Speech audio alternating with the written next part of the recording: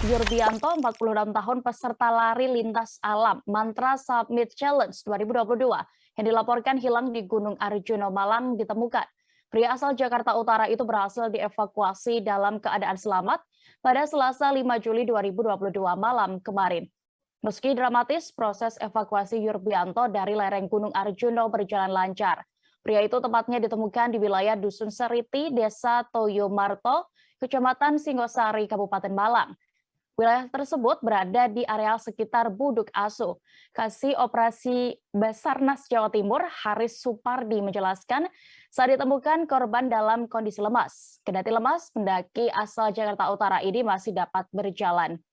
Terpisah, Kapolsek Singosari, Kompol Ahmad Robial mengatakan bahwa proses evakuasi berjalan sekira 4 jam lebih.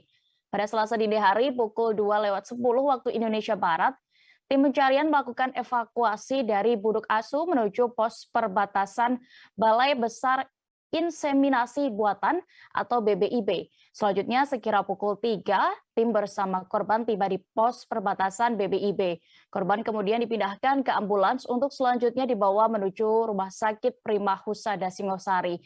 Keluarga pun juga telah mengetahui bahwa keberadaan Yurbianto saat ini tengah ditangani oleh pihak rumah sakit tersebut. Jangan lupa subscribe, share, komen, dan like ya.